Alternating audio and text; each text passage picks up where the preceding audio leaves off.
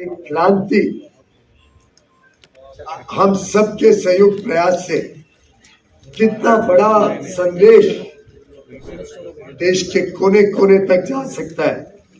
One nation one election का, स्वदेशी भावना का, आत्मनिर्भर भारत का, एक सबके सामूहिक प्रयास, सबके सामूहिक कर्तव्य भावना से मेहनत का, कि हम सब भारत को एक समृद्ध, एक विकसित भारत 2047 तक देखने के लिए हमारे से जो हो सकता है मिलकर, मित्र भावना से जुड़कर हम सब करने के लिए प्रतिबद्ध है। और वो आवाज फिर देश के 6 लाख गांव तक, वो आवाज हर बस्ती और कस्बे में पहुंचे, वो आवाज 770 जिलों तक पहुंचे, वो आवाज हर पंचायत में गूंजे, वो आवाज हर राज्य की असेंबली में अपना परचम फहराए। हम कई बार बात करते हैं राजनीतिक भागीदारी की। राजनीतिक भागीदारी सब बंद के पूरा समाज, जाति को परे छोड़कर, भाषा को परे छोड़कर अपने राज्यों में बंटने के बजाय क्या एक कोशिश हो सकती है, हर एक वो व्यक्ति, हर एक वो देशभक्त जो देश की अर्थव्यवस्था के साथ जुड़ा, जो देश को आगे बढ़ाने में रुचि रखते हैं, जिसका संकल्प है कि मेरा योगदान भी इस अमृत काल में भारत को विकसित और समृद्ध बनाने के लिए, जो माननीय प्रधानमंत्री मोदी जी ने 2022 में आह्वान दिया, जो इस वर्ष के 15 अगस्त के लाल किले से अपने उद्बोधन में पुनः उन्होंने 5 प्रण की बात रखी, स्वदेशी की बात रखी, आत्मनिर्भर भारत की बात रखी, बीइंग वोकल फॉर लोकल की बात रखी, make in India, digital India, स्वच्छ भारत, अन्य जो उनके दिखाए हुए रास्ते पर चलने का फिर एक बार हमें पुनः स्मरण कराएं। क्या हम सब ये संकल्प लेके आज नई दिल्ली से एक ऐसा विश्वास लेकर हम doctor Baba Saheb Ambedkar international centre से, जो जनपद पर स्थित है, जनपद यानी जनता के पथ पर, और जनता की सेवा और जो ये विकास का पथ, ये दोनों, और बाबा साहेब अम्बेडकर जी की दी हुई संविधान को अपने साक्षी रखते हुए, उस संविधान की ताकत को अपनाते हुए, अगर हम सब एक सूत्र में एक एक्शन कमेटी बनाते हैं, एक सूत्र में सभी संगठन मिलकर काम करते हैं, पता नहीं धनखड़ जी ने प्लान किया या संजोग है कि आज राष्ट्रीय अंतरिक्ष दिवस भी है, नेशनल स्पेस डे। माननीय प्रधानमंत्री जी ने आज सुबह ही देश के साइंटिस्ट, टेक्नोलॉजिस्ट, जो नवाचार, रिसर्च और डेवलपमेंट का काम करते हैं, उनको संबोधित किया, देश को संबोधित किया, उनको प्रोत्साहित किया। आखिर भारत नई ऊंचाइयों को आज प्राप्त कर रहा है। हमारा चंद्रयान का मिशन अगस्त के महीने में, शायद 23 अगस्त था 2023 में, जब चांद के साउथ पोल पर पहली बार इतिहास में हमारा चंद्रयान का मिशन वहां पे सॉफ्ट लैंडिंग करने में सफल हुआ। एयर कमांडर शुक्ला, जो पहले भारतीय थे इंटरनेशनल स्पेस स्टेशन में, अभी होकर आए हैं। दिल्ली में माननीय प्रधानमंत्री जी से भेंट की, रक्षा मंत्री जी से भेंट की, देश के हर युवा युवती का मनोबल बढ़ा कि अब भारत भी दूसरे देशों के पीछे नहीं रहेगा। हम अग्रसर हैं नई टेक्नोलॉजी में, नई प्रयोग में।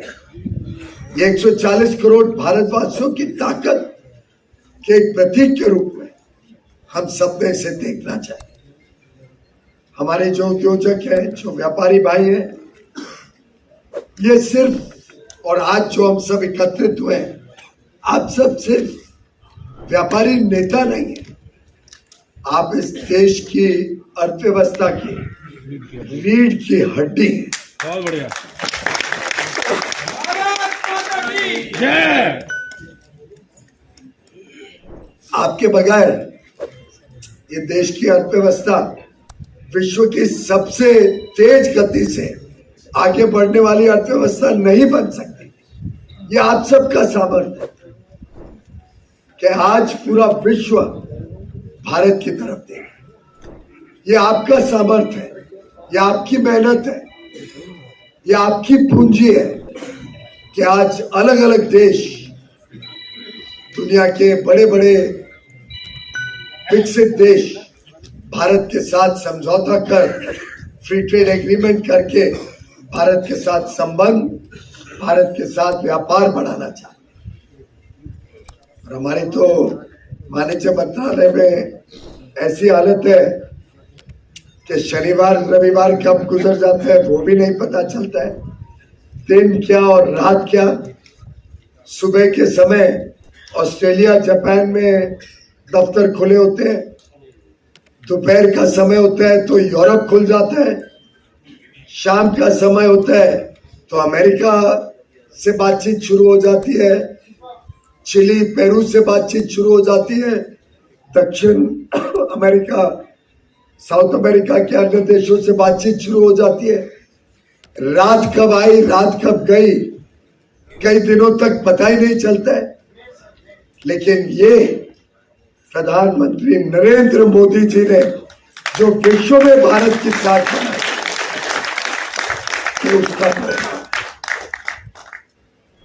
आखिर आप बताइए, कभी आपने सुना कोई भी विश्व स्तरीय नेता का जो 11 वर्ष तक लगातार विश्व का सबसे लोकप्रिय नेता के रूप में 11 वर्ष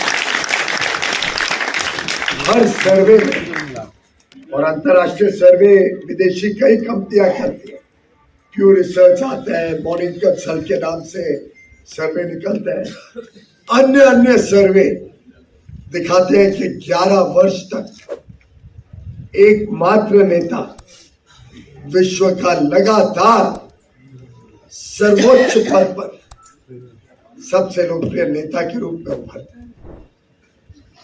करीब करीब 2 वर्ष पहले, ये शायद नवंबर 2023 की बात है, एक अंतर्राष्ट्रीय बैठक में माननीय प्रधानमंत्री जी नहीं जा पाए थे, तो मुझे उन्होंने भेजा था उनके प्रतिनिधि के रूप में। रात्रि के भोजन का कार्यक्रम था, अमेरिका में था। उस समय के राष्ट्रपति ने भोजन रखा था, अलग अलग देश के राष्ट्रपति या प्रधानमंत्री वहां पे मौजूद थे। तो वहां पे देश के राष्ट्राध्यक्ष मेरे पास आए, देश के राष्ट्रपति। भाषा अलग अलग थी तो एक इंटरप्रेटर भी उनके साथ था। उन्होंने मुझे पहचान लिया होगा, शक्ल सूरत से तो भारतीय हम सब अलग ही विशेष दिखते हैं।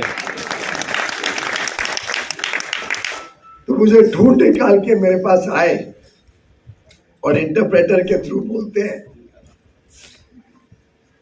कि तुम्हें पता है कि पिछले हफ्ते एक सर्वे निकला है जिसमें प्रधानमंत्री मोदी विश्व के सबसे लोकप्रिय नेता के रूप में आए। मैंने देखा हुआ था, मैंने कहा मैंने सर्वे देखा है, मॉर्निंग कंसल्ट का सर्वे है। तो उन्होंने जो बात पे बात कही वो बड़ी दिलचस्प बात है।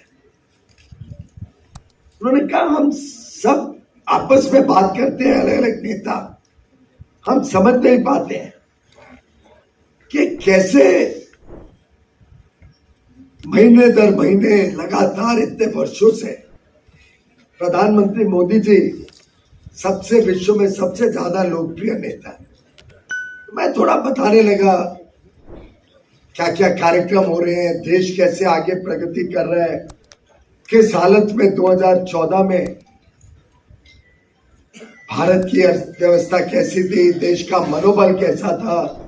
लगभग विश्व ने हमारे ऊपर आशा ही छोड़ दी थी और कैसे एक के बाद एक कदम उठा के 25 करोड़ गरीबों को माननीय प्रधानमंत्री जी के नेतृत्व में हम गरीबी की रेखा से बाहर निकाला। कैसे अन्य अन्य योजनाओं से आज देश में कोई व्यक्ति, कोई परिवार रोटी, कपड़ा, मकान, स्वास्थ्य, शिक्षा,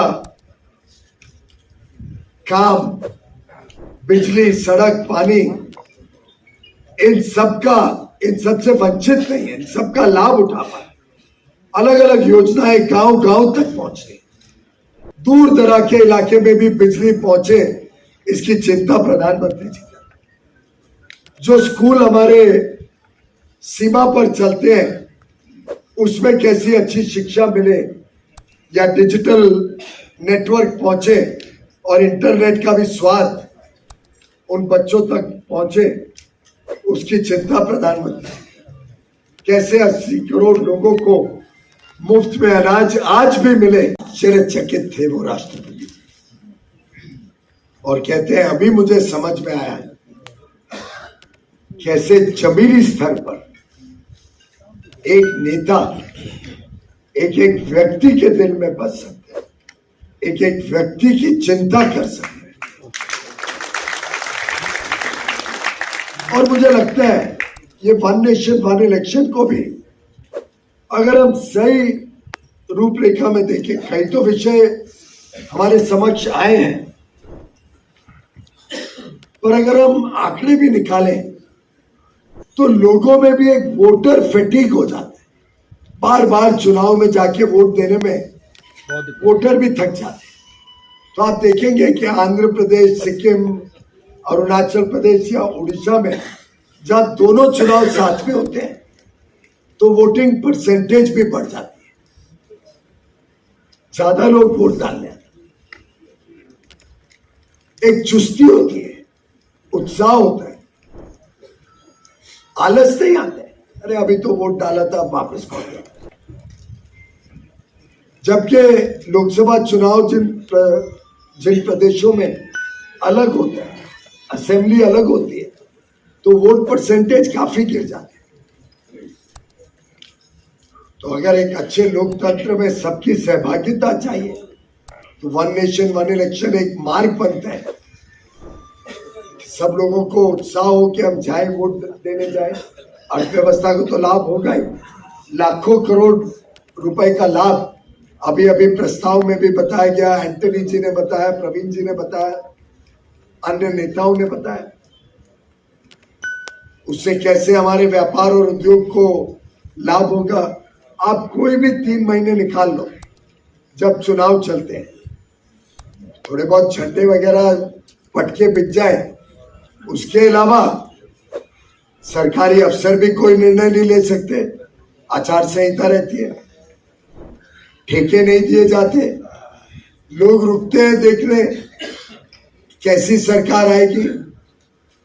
क्या मोदी जी जैसा निर्णायक नेता फिर आएगा या कोई कमजोर नेता जिनको पता ही नहीं कि आलू भी कैसे बनता है।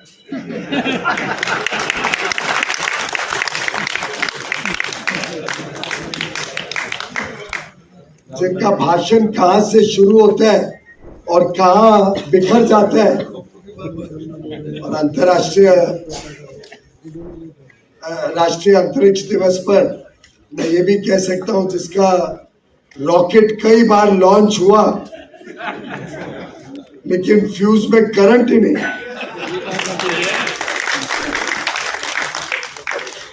तो लोग इससे खर्चा भी उस समय रोक लेते हैं। और ये बार बार देखा गया कि चुनाव के समय दुकान भी खाली दिखती है, लोग भी देखना चाहते हैं क्या मैं आपको बता सकता हूं, मैं मुंबई से आता हूं, महाराष्ट्र से। जब भाजपा और महायुति की सरकार असेंबली में इस बार जीती और भारी बहुमत से जीती, देवेंद्र फडणवीस जी फिर एक बार मुख्यमंत्री बने, तो जो लहर विकास की पुनः एक बार महाराष्ट्र में देखने को मिली वो अद्भुत थी।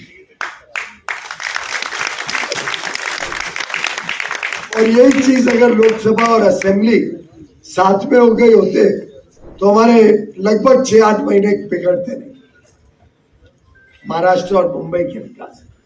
और ये देश भर की कहानी है। और मैं यहाँ बैठा बैठा सोच रहा था कि अब समझ में आया, ये बिहार का जो इलेक्टोरल रोल, जो सूची है वोटर की, इसको जो सुधारने का काम इलेक्शन कमीशन कर रहा है, जो घुसपैठी, जो डुप्लीकेट वोटर, जो फेक वोटर, जो लोग शायद अब हमारे बीच नहीं रहे, ऐसे नामों को हटाकर सूची की स्वच्छता,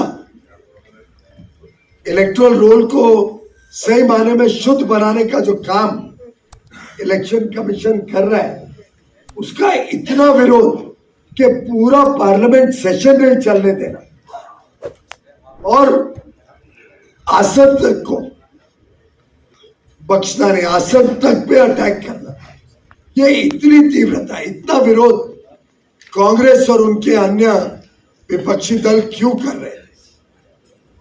वन नेशन वन इलेक्शन का इतना विरोध विपक्षी दल क्यों कर रहे हैं?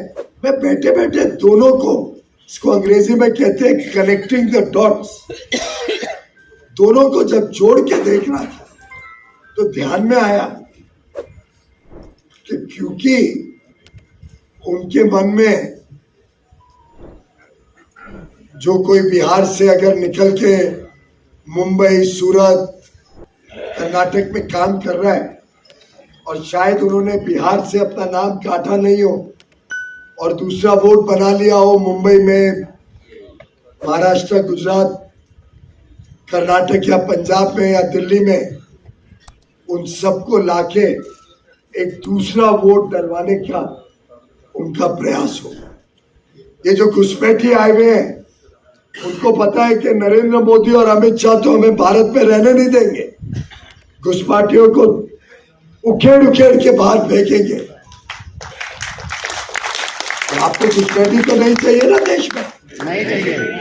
यहाँ कोई व्यक्ति ऐसा नहीं है जो चाहता है कि घुसपैठी तय करे इस देश का शासन, कोई नहीं है ना। कोई नहीं चाहिए। दोनों हाथ उठा करके समर्थन करें, एक भी घुसपैठियां नहीं चाहिए।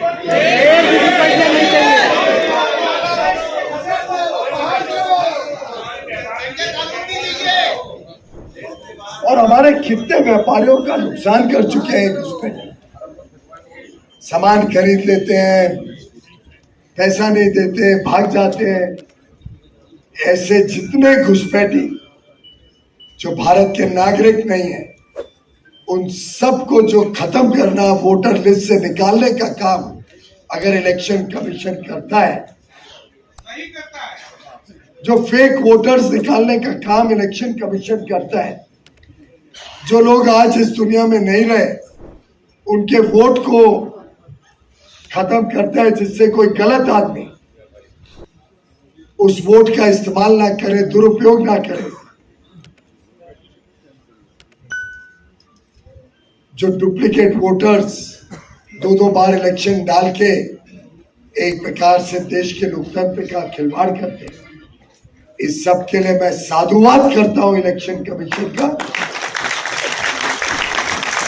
और हम सब ने चिंता करनी, हम सब ने अपने अपने क्षेत्र में चिंता करनी कि हमारा भी इलेक्टोरल रोल शुद्ध बने, गलत नाम ना हो। और ये भी चिंता करनी है कि जो एलिजिबल है उनका नाम जोड़ा जाए, कोई रह भी ना जाए।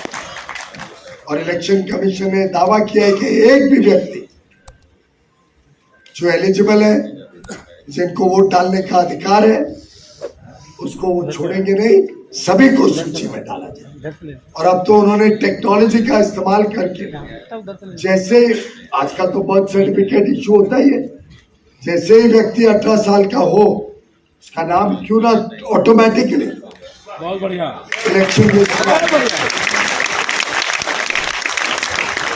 डेथ सर्टिफिकेट भी इशू होता है।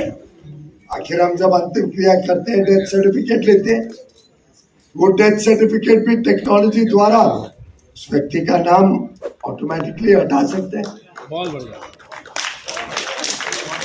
ऐसे ही टेक्नोलॉजी के माध्यम से जो लोग डुप्लीकेट वोटर हैं, शायद दिल्ली में भी है, बिहार में भी है, मुंबई में भी है, बंगाल में भी है, शायद दिल्ली में भी है, सूरत में भी है, इन सब को हटाने से एक शुद्ध प्रक्रिया इलेक्शन की होगी। और उसके साथ जब वन नेशन वन इलेक्शन होगा तो आप कल्पना करिए देश कितना लाभ उसका उठाएगा, देश की इलेक्शन की प्रक्रिया कितनी शुद्ध हो पाएगी और कैसे ये देश विकसित भारत की तरफ तेजी से आगे बढ़ेगा। ये पुण्य का काम प्रधानमंत्री मोदी जी ने अपने हाथ में लिया है और देश का हर व्यापारी, हर उद्यमी, हर उद्योजक, हर वो देशभक्त तक हमने पहुंचने का बीड़ा आज उठाया है। हम सब प्रधानमंत्री नरेंद्र मोदी जी के साथ कंधे से कंधा मिलाकर, चाहे वो इलेक्शन की प्रक्रिया शुद्ध बनाना हो, चाहे वो आत्मनिर्भर भारत का संदेश हमारे युवा युवतियों में लेके जाना हो, चाहे व्यापारी के नाते मेड इन इंडिया वस्तुओं को बेचकर हम विदेशी वस्तुओं को ठुकराएं, हमारे परिवार ठुकराएं, हम सब मिलकर एक नया भारत अमृत काल में एक विकसित और समृद्ध भारत बनाने के संकल्प के साथ आज हम यहाँ से जाएं, एकजुट हो। हर खबर पाइए सीधा अपने मोबाइल पर।